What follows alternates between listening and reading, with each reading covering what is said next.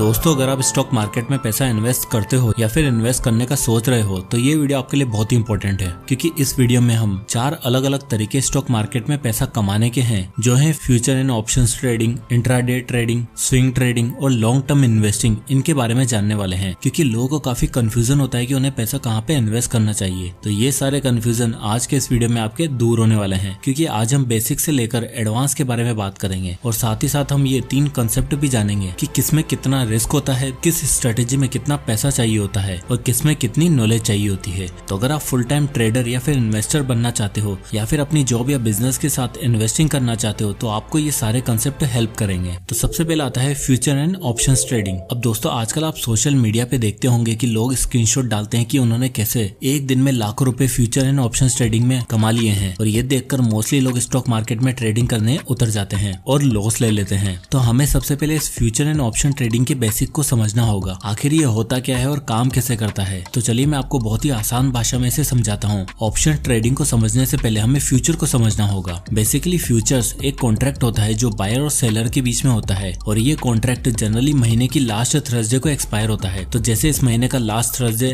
Next month का और उससे नेक्स्ट महीने का, तो 3 महीने में से कोई सी भी डेट आप ले सकते हो। अब इसे आसान भाषा में समझते हैं। मान लो आपको एक रेड कलर की कार पसंद आ रही है। अब आप शोरूम पर जाते हो और आपको पता चलता है कि अभी रेड कलर की कार अवेलेबल नहीं है, केवल व्हाइट कलर ही अवेलेबल है और नेक्स्ट मंथ रेड कलर आ जाएगा, और अब इस कार की प्राइस 5 लाख रुपए है। अब आपको पता चलता है कि नेक्स्ट मंथ से इस कार का प्राइस बढ़ने वाला है। तो आपके पास एक ऑप्शन तो ये है कि आप ये एक व्हाइट कलर की कार ले लो जो आपको 5 लाख की पड़ेगी, या फिर अगर आप नेक्स्ट मंथ तक का वेट करते हो तो इस कार की प्राइस बढ़ जाएगी। बट वहीं पे जो शोरूम वाला है वो आपको एक चॉइस देता है और वो आपसे बोलता है कि आप 10,000 रुपए टोकन मनी जमा करवा दो और मैं आपसे वादा करता हूँ कि नेक्स्ट मंथ में आपको रेड कलर की कार 5 लाख में ही दे दूंगा, चाहे उसका प्राइस कुछ भी हो जाए। तो आपके और शोरूम वाले के बीच में यानी सेलर के बीच में एक कॉन्ट्रैक्ट हो चुका है। बट नेक्स्ट मंथ उल्टा हो जाता है और उस कार की प्राइस बढ़ने की बजाय कम हो जाती है, यानी कि केवल 4,70,000 रुपए रह जाती है। तो यहाँ पर हम फ्यूचर्स एंड ऑप्शंस का डिफरेंस समझते हैं। अगर आपके और सेलर के बीच में फ्यूचर्स का कॉन्ट्रैक्ट है तो आपको उस कार के लिए 5 लाख रुपए ही देने पड़ेंगे, क्योंकि फ्यूचर ट्रेडिंग में आप पीछे नहीं हट सकते। वहीं अगर उस कार की प्राइस 5,20,000 हो जाता तो शोरूम वाला भी आपको वो कार 5 लाख में ही देता,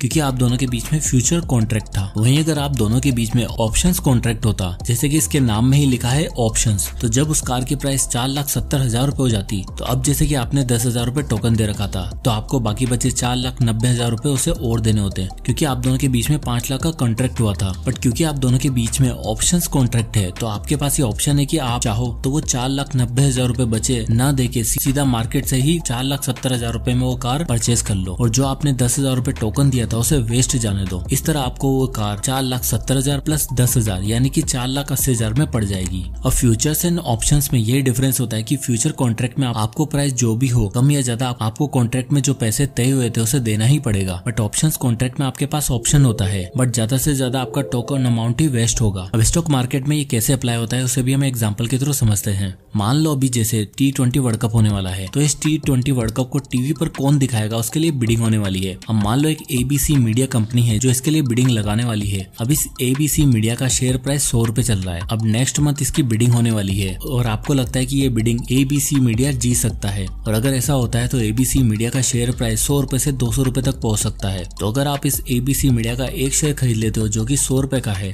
और अगर ये शेयर 200 रुपए का हो गया तो आपका पैसा डबल हो जाएगा। बट वहीं आपको डर है कि कहीं ABC मीडिया बिडिंग नहीं जीती तो इस शेयर का प्राइस 100 रुपए से 50 रुपए भी हो सकता है। अब आप इसका डायरेक्ट स्टॉक बाय न करके ऑप्शंस बाय करते हो। अब ऑप्शंस में आपको इसके लिए पूरे 100 रुपए नहीं देने होंगे, जबकि आप केवल टोकन मनी यानी कि 10 रुपए देके इस शेयर को बाय कर सकते हो। अब मान लो ABC मीडिया ये बिडिंग जीत जाती है और शेयर प्राइस 200 रुपए का हो जाता है, तो उस शेयर के लिए आप दोगे 100 रुपए प्लस टोकन अमाउंट जो आपने 10 रुपए पहले से दे रखा था, तो आपको टोटल पड़े 110 रुपए और आपका फायदा होगा 90 रुपए का। वहीं अगर ABC मीडिया बिडिंग हार जाती और ये शेयर 50 रुपए का हो जाता, तो अब इस कंडीशन में आपने जो कॉन्ट्रैक्ट किया था कि मैं 100 रुपए में खरीदूंगा वो आप कैंसिल कर दोगे, क्योंकि अब आपके पास ऑप्शन है, और 10 रुपए टोकन मनी को वेस्ट जाने दोगे, क्योंकि अब आपको मार्केट में ये शेयर 50 रुपए में ही मिल रहा है, तो 100 रुपए में आप क्यों ही लोगे। तो ऑप्शंस में आपके पास एक चॉइस होती है कि फ्यूचर में अगर आपने जो शेयर का प्राइस प्रेडिक्ट किया है वो हो जाता है तो आप उस कॉन्ट्रैक्ट में जो पैसे तय हुए हैं उतने में ले सकते हो। लेकिन अगर शेयर प्राइस कम हो जाता है और आप सोचते हो कि केवल टोकन मनी ही तो वेस्ट हो जाने देते हैं, तो उस कंडीशन में आप उसे कैंसिल कर सकते हो। अब आप सोचोगे कि भैया ये तो बड़ी सही चीज है, तो हमें तो ऑप्शंस ट्रेडिंग में घुस जाना चाहिए, क्योंकि हमारे पास तो चॉइस होगी तो हम डायरेक्ट शेयर बाय ही क्यों करेंगे। बट इसमें एक सबसे बड़ी रिस्क होती है जिसके कारण लाखों लोगों के घर बिक जाते हैं। इसलिए ऑप्शंस ट्रेडिंग सबसे रिस्की ट्रेडिंग मानी जाती है और वो रिस्क क्या है आगे हम इस वीडियो में बात करेंगे, तो वो पार्ट तो जरूर देखना। अब सेकंड आती है इंट्राडे ट्रेडिंग। अब हम आते हैं सेकंड कैटेगरी के ऊपर। इस स्ट्रेटेजी में ऑप्शंस के मुकाबले कम रिस्क होता है बट फिर भी अच्छा खासा रिस्क होता है। अब इसमें आप जो भी स्टॉक लेते हो उसे आप एक दिन में ही सेल करने की इंटेंशन से बाय करते हो। अब इसमें रिस्क ज्यादा इसलिए है क्योंकि इसमें आप मार्जिन लेते हो। मार्जिन का मतलब उधार। अब मान लो आपके पास ट्रेड करने के लिए 10,000 रुपए है तो आपका ब्रोकर आपको 5 गुना तक मार्जिन देता है, यानी कि आप 10,000 की जगह 50,000 रुपए से ट्रेड कर सकते हो और आपका ब्रोकर एक छोटी सी फीस चार्ज करता है। अब मान लो आप ऐसा कोई स्टॉक बाय करते हो जो एक दिन में 5% बढ़ता है, तो अगर आपने 10,000 रुपए से ट्रेड किया होता तो आपको 5% का प्रॉफिट होता जो कि होगा 500 रुपए। बट वहीं अगर आप मार्जिन लेके ट्रेड करते हो यानी 50,000 रुपए से ट्रेड करते हो तो आपको जो प्रॉफिट होगा वो 2500 रुपए होगा। यानी कि देखा जाए तो आपने 10,000 पे 2500 रुपए का प्रॉफिट कमा लिया, तो आपने एक दिन में 25% का प्रॉफिट कमा लिया है। लेकिन अगर इसका उल्टा होता है तो आपका अच्छा खासा कैपिटल भी एक दिन में बर्बाद हो सकता है। तो इंट्राडे ट्रेडर को कोई फर्क नहीं पड़ता कि जो स्टॉक्स वो बाय कर रहा है वो पेनी स्टॉक है या फिर कोई ब्लू चिप स्टॉक्स। उन्हें उस स्टॉक्स के फ्यूचर बिजनेस से कोई लेना देना नहीं होता। वो तो बस वही स्टॉक को पिक करते हैं जो ज्यादा वॉलेटाइल होते हैं, जिनमें रोजाना काफी उतार चढ़ाव होता है। तो इंट्राडे ट्रेडर अगर एक दिन में 2,000, 5,000 या 10,000 रुपए का प्रॉफिट कमा लेता है तो उनके लिए वो अच्छा दिन माना जाता है। तो अगर आप किसी भी ट्रेडर का डीमेट अकाउंट का स्क्रीनशॉट देखोगे कि उसने एक दिन में लाखों का प्रॉफिट कमा लिया तो वो ऑप्शन ट्रेडर होगा। बट जितना अच्छा ये सामने से दिखाई देता है उसमें उतनी रिस्क ही ज्यादा होती है। अब दोस्तों आप चाहे इन्वेस्टिंग करो या ट्रेडिंग, उसके लिए आपके पास एक डीमेट अकाउंट तो होना ही चाहिए। तो फ्री में डीमेट अकाउंट ओपन करने का लिंक आपको डिस्क्रिप्शन में और पिन कमेंट में मिल जाएगा और आप वहां से जाकर अपना फ्री में डीमेट अकाउंट ओपन कर सकते हैं। अब इन दोनों स्ट्रेटेजी में रिस्क क्या होती है उसे हम देख लेते हैं। और अभी तक आपको ये वीडियो पसंद आए तो वीडियो को लाइक करना ना भूलें। तो फ्यूचर एंड ऑप्शंस में जो सबसे बड़ा रिस्क होता है वो है लेवरेज का। लेवरेज का मतलब उधार। चलिए इसे एग्जांपल के थ्रू समझते हैं। मान लीजिए एक ABC शेयर है जिसका एक शेयर का प्राइस है 50,000 रुपए और आपके पास ट्रेडिंग करने के लिए पैसा भी है केवल 50,000 रुपए। तो आप उन 50,000 रुपए से इस कंपनी का केवल एक शेयर ही खरीद पाओगे। तो अगर ये शेयर का प्राइस 50,000 से 60,000 हो जाता है तो आपको प्रॉफिट होगा 10,000 का।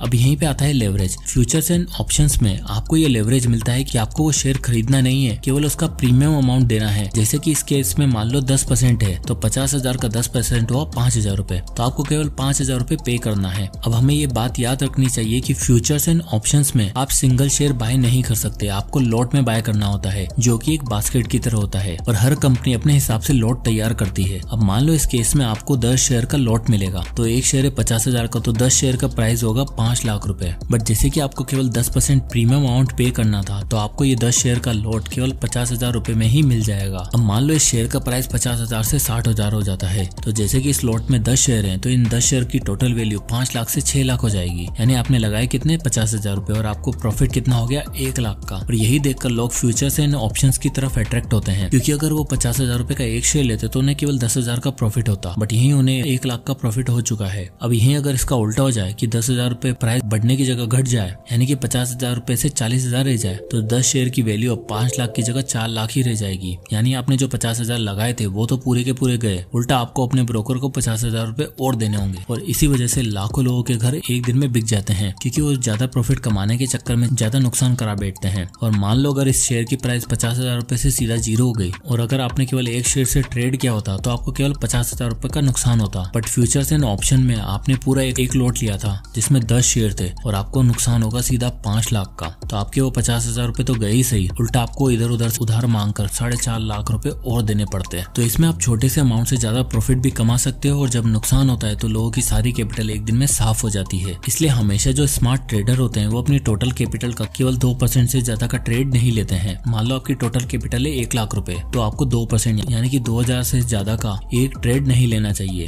क्योंकि अगर मान लो आपने 50,000 रुपए का ट्रेड लिया और वो गलत हो गया तो आपका 50% कैपिटल एक बार में ही साफ हो जाएगा और फिर उसको रिकवर करने के चक्कर में आप और पैसे कमाते चले जाओगे और कुछ ही दिनों में बर्बाद भी हो सकते हो। अब चलते हैं थर्ड कैटेगरी पे, जो कि है स्विंग ट्रेडिंग। इसमें भी आजकल लोग काफी पैसा लगा रहे हैं। स्विंग ट्रेडिंग बाकी जो दोनों ट्रेडिंग की स्ट्रेटेजी है उसमें से इसमें कम रिस्क होता है, क्योंकि इसमें आप जो भी स्टॉक्स बाय करते हो वो थोड़े लंबे टाइम के लिए बाय करते हो, जैसे कि कुछ महीने या कुछ साल भी हो सकता है। बट जैसे कि इसमें रिस्क कम है तो इसमें प्रॉफिट भी थोड़ा कम होता है। लॉन्ग टर्म इन्वेस्टिंग और स्विंग ट्रेडिंग में बस फर्क ये होता है कि इसमें आप चार्ट और पैटर्न को रीड करते हो और ये अंदाजा लगाते हो कि इतने टाइम में ये स्टॉक्स ऊपर जाएगा और देन उसे आप सेल करके अपना प्रॉफिट बुक कर लेते हो। तो इसमें अगर आपको एक डिसेंट प्रॉफिट कमाना है तो आपको इस स्ट्रेटेजी में बाकी दोनों ट्रेडिंग स्ट्रेटेजी से ज्यादा पैसा भी लगाना पड़ता है। अब चलते हैं लास्ट एंड फोर्थ कैटेगरी पे, जो कि है लॉन्ग टर्म इन्वेस्टमेंट। इन्वेस्टिंग। अभी एक ऐसी कैटेगरी है जिसमें लोग सबसे बाद में आते हैं, क्योंकि मोस्टली लोग सारी ट्रेडिंग की स्ट्रेटेजी को पहले एक्सप्लोर कर लेते हैं फिर इसमें एंटर करते हैं, क्योंकि लॉन्ग टर्म इन्वेस्टिंग थोड़ी बोरिंग होती है। अब हम देख लेते हैं कि किस स्ट्रेटेजी में हम कितने पैसों से शुरुआत कर सकते हैं। ऑप्शन ट्रेडिंग में आप 5,000 रुपए से भी शुरुआत कर सकते हो और इन 5,000 से भी आप अच्छा खासा प्रॉफिट अर्न कर सकते हो। बट जितना जल्दी आप प्रॉफिट कमा सकते हो उतना जल्दी पैसा जीरो भी हो सकता है। फिर आती है इंट्राडे ट्रेडिंग, क्योंकि इसमें आपको मार्जिन मिलता है, तो आप यहाँ 50,000 रुपए अमाउंट से शुरू कर सकते हो और 5 गुना मार्जिन लेकर आपका कैपिटल 2.5 लाख तक हो जाएगा। और अगर आपको दिन में 2% भी प्रॉफिट होता है तो आप एक दिन में 5,000 रुपए कमा लोगे। और फिर आती है स्विंग ट्रेडिंग, जिसके लिए आपको मिनिमम 1 लाख रुपए उससे ज्यादा तो अमाउंट चाहिए ही होगा, क्योंकि अगर आपका स्टॉक 10% से भी ऊपर जाएगा तो आपको 10,000 रुपए का प्रॉफिट होता है, तो इतना तो आपको इन्वेस्ट करना ही पड़ेगा। तो अगर आप देखते हो तो ट्रेडिंग के लिए भी हमें बड़ा कैपिटल चाहिए होता है, क्योंकि हमें पता है कि हमें अपने कैपिटल्स का 2 से 4% से ज्यादा नहीं लगाना चाहिए। और अगर मान लो आप 10,000 रुपए का एक ट्रेड लेते हो जो आपके कैपिटल का 4% है, तो आपके पास टोटल कैपिटल 2.5 लाख रुपए का होना चाहिए। तो ये केवल एक गलत फहमी कि आप छोटे से अमाउंट से ट्रेडिंग कर सकते हो। अगर आप करते हो तो एक ट्रेड में लॉस मिलते ही आपका गेम ओवर हो जाएगा। और जब आप लॉन्ग टर्म इन्वेस्टिंग करते हो तो यहाँ भी आप 2,000 से 5,000 के बीच में शुरुआत कर सकते हो, बस इसमें आपको लंबा टाइम देना पड़ेगा और इसमें काफी धीरे धीरे वेल्थ क्रिएट होती है, क्योंकि लॉन्ग टर्म में आपको पावर ऑफ कंपाउंडिंग का मैजिक देखने को मिलता है। और लॉन्ग टर्म में इन्वेस्टिंग बाकी के मुकाबले कम रिस्क होता है, क्योंकि आप लॉन्ग टर्म में डील करते हो। तो चाहे ये स्ट्रेटेजी आपको बोरिंग लगे, बट लॉन्ग टर्म में आपको एक अच्छी वेल्थ क्रिएट करके देती है। तो इस तरह आप अपनी स्किल्स और नॉलेज के बेसिस पर अपना पैसा स्टॉक मार्केट में इन्वेस्ट कर सकते हो, जहाँ ट्रेडिंग में आपको charts, patterns, option chain in सब के बारे में पढ़ना होता है। वहीं लॉन्ग टर्म इन्वेस्टिंग में आपको कंपनी के बिजनेस को समझना होता है। और अगर आप एक अच्छा बिजनेस आइडेंटिफाई कर लेते हो तो आप लॉन्ग टर्म में अच्छी खासी वेल्थ बना सकते हो, और इसके लिए आपको दिन रात कंप्यूटर के सामने बैठकर स्टॉक को ट्रैक करने की जरूरत भी नहीं पड़ेगी। तो दोस्तों ये थी अलग अलग तरीके जिससे स्टॉक मार्केट में आप पैसा कमा सकते हो। आई होप कि इस वीडियो से आपको काफी वैल्यू मिली होगी और एक डायरेक्शन मिला होगा कि किस डायरेक्शन में आपको जाना है। वीडियो पसंद आया हो तो लाइक करें और कमेंट करके बताएं कि किस टॉपिक पर आपको वीडियो चाहिए। तो मिलते हैं नेक्स्ट वीडियो में, तब तक के लिए जय हिंद।